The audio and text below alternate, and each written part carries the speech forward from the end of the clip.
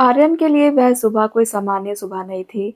वह उसके जीवन की सबसे बड़ी परीक्षा का पहला दिन था, जब उसने पहली बार अपने छोटे से गांव रामपुर की सीमा पार की थी। तो उसके कंधों पर एक पुराना सा बैग था और उस बैग के अंदर उसकी माँ द्वारा रखी गई मुड़ी तुड़ी 4 रोटियां और एक अचार की शीशी थी। वह शहर जिसका नाम दिल्ली था, आर्यन के लिए सिर्फ एक नक्शा नहीं, बल्कि एक ऐसा दानव था जिसे उसे अपनी मेहनत और सपनों की तलवार से जीतना था। बस की खिड़की से जब उसने पहली बार शहर की ऊंची और गगनचुंबी इमारतों को देखा, तो उसे लगा जैसे ये इमारतें उसे डरा रही हों, उसे बता रही हों कि यहाँ उसका कोई अस्तित्व नहीं है। लेकिन तभी उसके मन में अपनी माँ का वह आखिरी चेहरा याद आया। वह आंखें जिनमें आंसू तो थे, लेकिन साथ ही एक अटूट विश्वास भी था कि उनका बेटा एक दिन शहर जीतकर लौटेगा। बस स्टैंड पर उतरते ही शहर का शोर शराबा उसके कानों में ऐसा गूंजा जैसे कोई युद्ध का नगाड़ा बजा रहा हो। भीड़ इतनी थी कि हर कोई किसी न किसी दिशा में भाग रहा था, जैसे किसी को अपनी मंजिल का पता ना हो, बस भागे जा रहे थे। आर्यन को लगा कि वह इस भीड़ में कहीं खो जाएगा, उसकी पहचान मिट जाएगी। उसने अपने बैग को सीने से लगा लिया, जैसे वह बैग उसका आखिरी सहारा हो। उसे एक छोटी सी जगह किराए पर लेनी थी, लेकिन शहर के किराए और उसकी जेब की हैसियत में जमीन आसमान का अंतर था। दिन भर भटकने के बाद उसे एक संकरी गली के अंत में एक कोठरी मिली, जो इतनी छोटी थी कि पैर फैलाने के लिए भी सोचना पड़ता था। छत से पानी टपक रहा था और दीवारों पर सीलन की बदबू थी। लेकिन आर्यन ने उस रात एक भी शिकायत नहीं की। उसने अपनी डायरी निकाली और उस पर बड़े अक्षरों में लिखा, यह शुरुआत है, अंत नहीं। वह पहली रात आर्यन के लिए बहुत भारी थी। उसने खिड़की से बाहर देखा तो दूर तक फैली हुई रोशनी उसे किसी दूर के तारे जैसे लग रही थी, जिसे छूना लगभग नामुमकिन था। उसे अपने गांव की याद आने लगी। वह बरगद का पेड़, माँ के हाथ की बनी चाय की महक और उसके दोस्तों की खिलखिलाहट। यहाँ तो सन्नाटा भी बहुत शोर मचाता था। वह घंटों तक लेटा रहा, लेकिन नींद उसकी आंखों से मीलों दूर थी।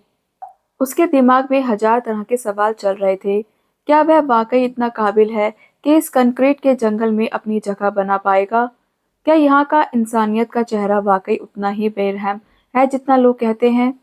वह जानता था कि अगर वह कल सुबह हार मान गया, तो वापस लौटने के लिए उसके पास कोई बहाना नहीं होगा। उसकी माँ की उम्मीदें, पिता के कर्जे और उसके अपने बचपन के अधूरे सपने, सब कुछ उसी एक शहर में दांव पर लगे थे।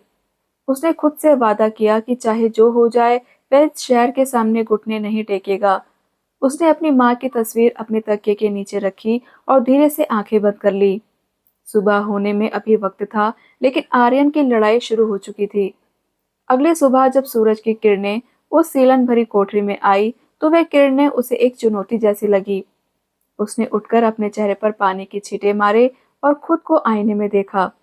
वह चेहरा, जो कल तक सिर्फ एक गांव के लड़के का था, अब एक परदेसी का था, जिसके पास अब सिर्फ एक रास्ता था, आगे बढ़ना। उसने अपना शर्ट ठीक किया, बालों को संवारा और बाहर की उस अनजान भीड़ में कदम रख दिया, जहां उसे कोई नहीं जानता था, लेकिन जिसे वह अपनी मेहनत से अपना परिचय देने वाला था। शहर का दूसरा दिन आर्यन के लिए और भी चुनौतीपूर्ण था। सूरज की पहली किरण के साथ ही उसने अपनी डायरी में कुछ लक्ष्य लिखे थे। नौकरी ढूंढना, कमरे का किराया निकालना और माँ को फोन करना। लेकिन शहर की गलियां इतनी पेचीदा थी कि वह कई बार एक ही मोड़ पर आकर भटक जाता था। वह एक एक दफ्तर में जाकर दस्तक देता, अपनी डिग्रियां दिखाता, लेकिन हर जगह उसे एक ही जवाब मिलता, अनुभव कहाँ है। शहर ने उसे अपनी औकात का पहला आईना दिखाया। जिन डिग्रियों को पाकर उसे लगा था कि वह दुनिया जीत लेगा, वे डिग्रियां यहाँ की रद्दी के ढेर में भी शायद ना गिनी जाती। शाम ढलते ढलते उसकी जेब में खाली होने लगी थी। भूख ने उसके पेट में मरोड़ पैदा कर दी थी, लेकिन उसने अपनी माँ को फोन करने की हिम्मत नहीं खोई। उसने फोन लगाया और माँ की आवाज सुनते ही उसकी आंखों में नमी आ गई। माँ ने पूछा, बेटा सब ठीक तो है ना? खाना खा लिया? आर्यन ने अपनी आंखों के आंसू पोंछे, गला साफ किया और एक झूठी मुस्कान के साथ बोला, हाँ माँ, सब बहुत बढ़िया है। आज एक अच्छी नौकरी की बात हुई है, कल से काम शुरू हो जाएगा। वह झूठ उसने अपनी माँ के लिए नहीं बल्कि खुद के लिए बोला था, ताकि वह हार न मान ले। उस रात जब वह भूखा सो रहा था, उसे समझ आया कि शहर में परदेसी की सबसे बड़ी ताकत उसकी मेहनत नहीं बल्कि उसका झूठ है, जो वह अपनों से बोलता है ताकि वे परेशान ना हो। कुछ दिनों की मशक्कत के बाद उसे एक सेल्स की नौकरी मिल गई। नौकरी का नाम मार्केटिंग एग्जीक्यूटिव था, लेकिन असल में वह लोगों को बेवकूफ बनाकर घटिया सामान बेचने का काम था। आर्यन का ज़मीर बार-बार उसे रोकता, उसका मन कहता कि यह गलत है, पर भूख की आग उसके सिद्धांतों से बड़ी थी। उसे कांच के बड़े दरवाजों के पीछे काम करना था, जहां एसी तो था, लेकिन रूह को ठंडक देने वाली ईमानदारी नहीं। उसने सूट पहना, टाई बांधी और पहली बार शहर की दिखावटी दुनिया में कदम रखा। उसके आसपास ऐसे लोग थे जो अपनी सफलता के लिए किसी को भी कुचल सकते थे। आर्यन को महसूस हुआ कि वह इस चकाचौंध में अपनी पहचान खो रहा है। उसे याद आया कि कैसे वह अपने गांव में खेती की मेड़ पर बैठकर भविष्य के सपने देखता था। वहां सपनों की कीमत मेहनत थी, यहाँ सपनों की कीमत धोखा थी। एक दिन उसके मैनेजर ने उसे एक ऐसा उत्पाद बेचने को कहा जो खराब था, लेकिन उसके कमीशन के लिए जरूरी था। आर्यन के हाथ कांप रहे थे। उसने ग्राहक की आंखों में देखा, एक बूढ़ी महिला जो अपनी जमा पूंजी से वह सामान खरीद रही थी। आर्यन ने उस पल को जिया और फैसला किया कि वह यह नहीं करेगा। उसने मैनेजर को मना कर दिया और उस नौकरी को उसी क्षण छोड़ दिया। वह ऑफिस से बाहर निकला तो शहर की चकाचौंध उसे आज और भी ज्यादा अंधेरी लगने लगी।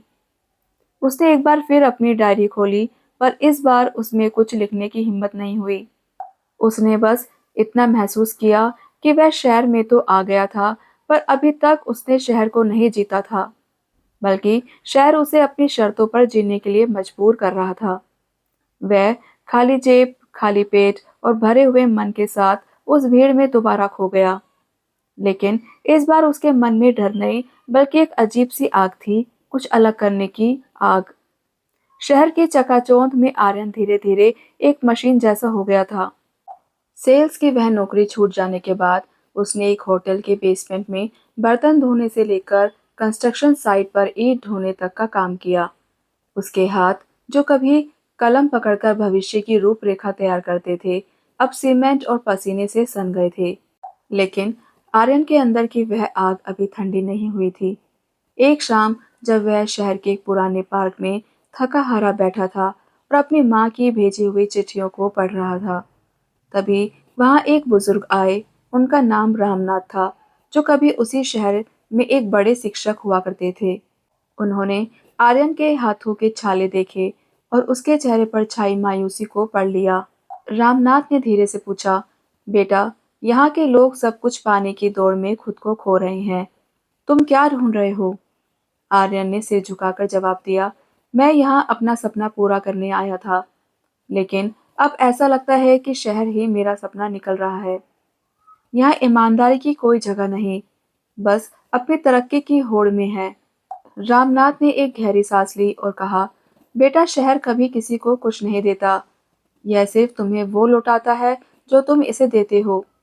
यदि तुम इसे अपना पसीना और अपनी मेहनत दोगे, तो यह तुम्हें पहचान देगा। लेकिन अगर तुम अपना ज़मीर दोगे, तो यह तुम्हें सिर्फ भीड़ का एक हिस्सा बना देगा। आर्यन के लिए ये शब्द किसी मंत्र की तरह थे। उस रात उसे पहली बार समझ आया कि वह जो अब तक कर रहा था वह संघर्ष नहीं, बल्कि समझौता था। उसने उन लोगों को देखा जो उसी पार्क में बैठे हुए थे। कोई अपनी नौकरी से परेशान था, कोई अकेलेपन से और कोई अपनी पहचान को खो जाने से। रामनाथ ने उसे एक मशवरा दिया, शहर में वही टिकता है जो भीड़ का हिस्सा नहीं, बल्कि खुद की एक अलग लकीर खींचता है।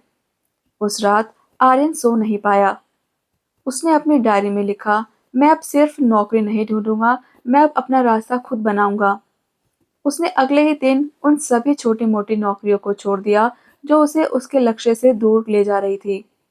उसने महसूस किया कि वह शहर के उन लोगों में शामिल हो चुका था जो मशीन की तरह जीते हैं और भूल चुके हैं कि वो कौन थे।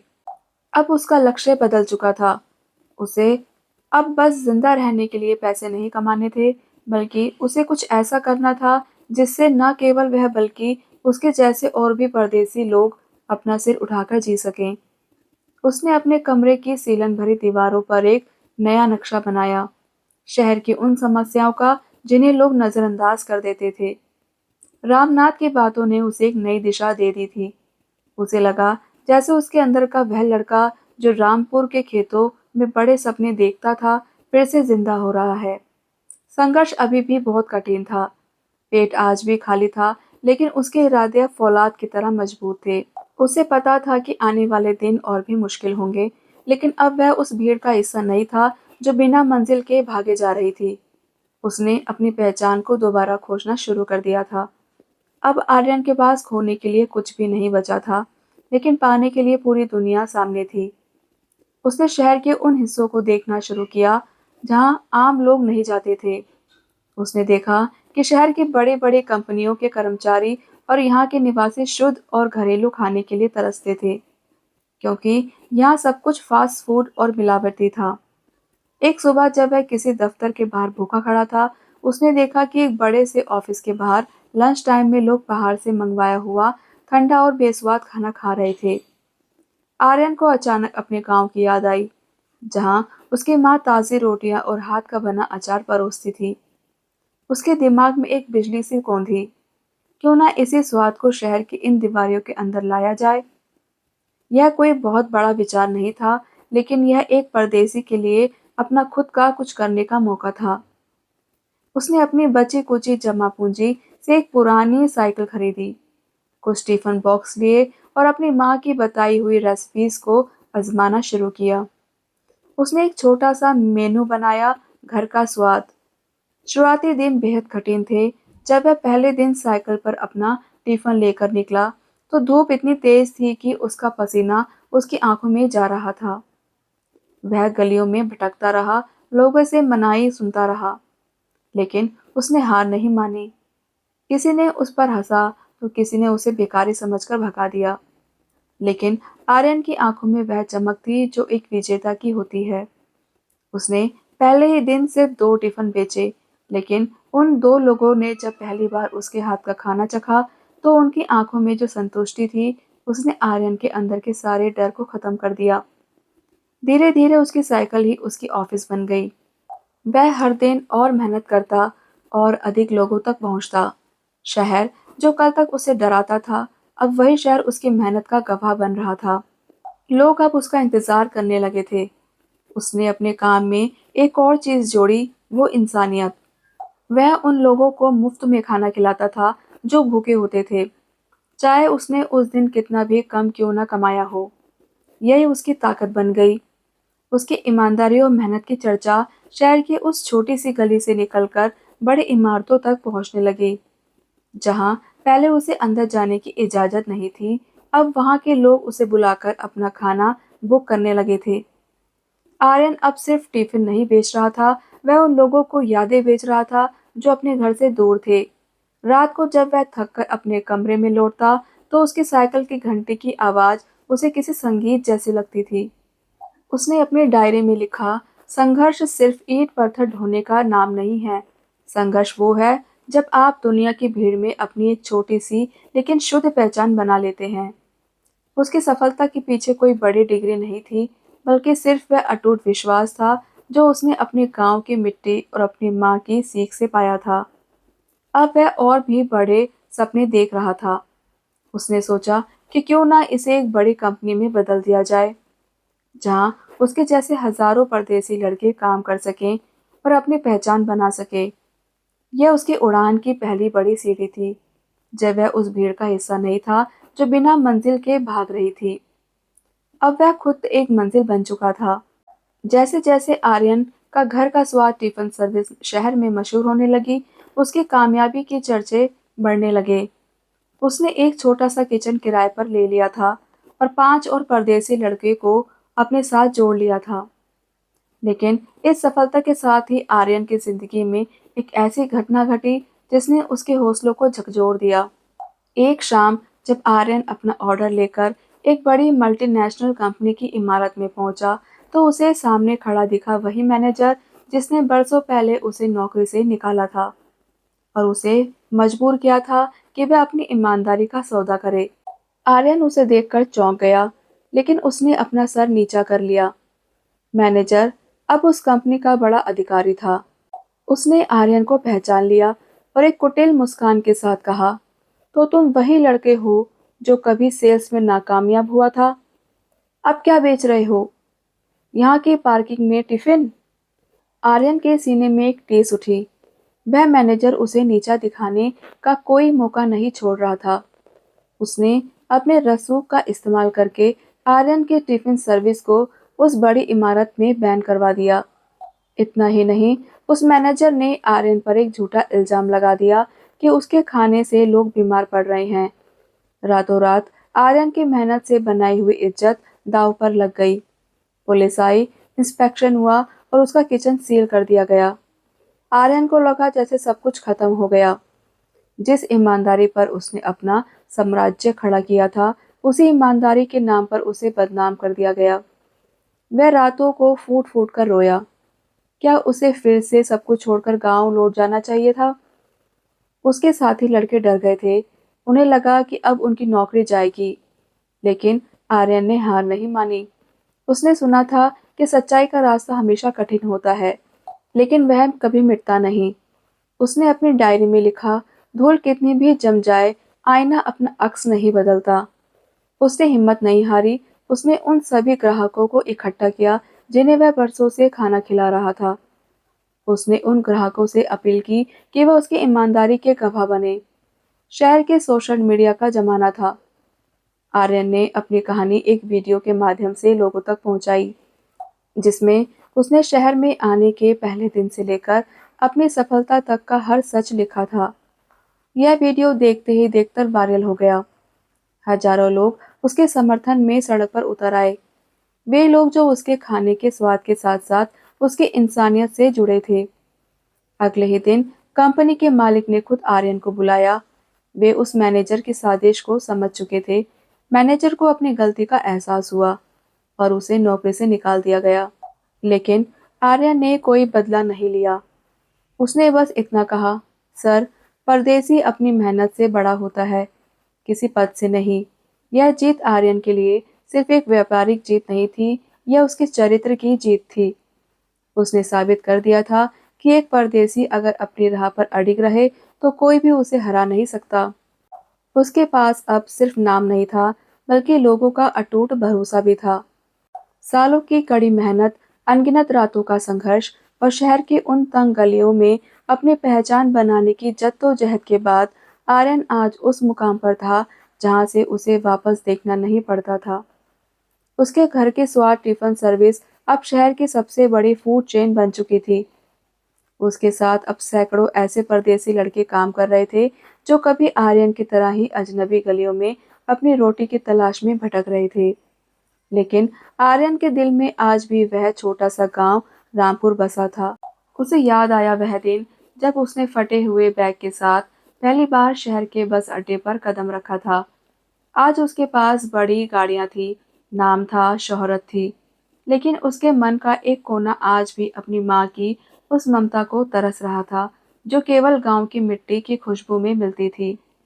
एक दिन उसने फैसला किया कि अब वक्त है उस उड़ान को पूरा करने का, जिसका वादा उसने खुद से और अपनी माँ से किया था। आर्यन ने अपनी कंपनी का सारा जिम्मा अपने सबसे भरोसेमंद साथियों को सौंपा और एक छोटा सा बैग उठाया, बिल्कुल वैसा ही जैसे बरसों पहले उसके कंधे पर था। वह दिल्ली से अपने गांव के लिए निकला। रास्ते भर खिड़की से बाहर देखते हुए उसकी आंखों के सामने एक फिल्म चल रही थी। शहर के वो कड़वे अनुभव, वो मैनेजर की साजिश, वो रातों का जागना और अंत में वो जीत। उसे समझ आ गया था कि परदेश कोई जगह नहीं, बल्कि एक मानसिक स्थिति है। जब तक आप अपने मूल्यों से जुड़े हैं, आप कहीं भी रहकर अपनी उड़ान भर सकते हैं। गांव पहुंचते ही जैसे ही उसने अपने घर की दहलीज पार की, उसकी माँ ने उसे देखा। माँ के चेहरे की झुर्रियों में उसे अपनी बरसों की मेहनत का फल नजर आया। उसने अपनी माँ के पैर छुए और अपना सारा सम्मान, अपनी सारी कमाई माँ के चरणों में रख दी। माँ ने रोते हुए उसे सीने से लगाया और कहा, बेटा, तू शहर जीत कर नहीं, बल्कि खुद को जीत कर आया है। उस रात आर्यन ने अपनी वह पुरानी डायरी उठाई जिसमें उसने अपने शहर के पहले दिन का दर्द लिखा था। उसने आखिरी पन्ने पर लिखा, शहर ने मुझे बहुत कुछ दिया, लेकिन सबसे बड़ी सीख यह थी कि परदेसी सिर्फ वो नहीं जो शहर छोड़कर आता है, परदेसी वो है जो खुद को भूल जाता है। मैंने शहर को नहीं बल्कि खुद की पहचान को जीता है। कहानी का अंत वहां हुआ जहां से शुरुआत हुई थी, माँ की गोद में। आर्यन ने साबित कर दिया था कि एक परदेसी जब शहर जीतता है तो सिर्फ अपना पेट नहीं भरता, वह अपनी मेहनत का झंडा गाड़ता है। अब वह उड़ान भर चुका था और यह उड़ान अब कभी रुकने वाली नहीं थी। उसने गांव में ही एक बड़ा प्रशिक्षण केंद्र खोला ताकि गांव के और भी युवा परदेश जाने से पहले आत्मनिर्भर बन सकें। वह अब परदेसी नहीं था, वह एक प्रेरणा था। दोस्तों, कहानी पसंद आई हो तो उड़ान स्टोरीज चैनल को अभी सब्सक्राइब जरूर करें। कल मिलते हैं अपनी एक और नई कहानी के साथ।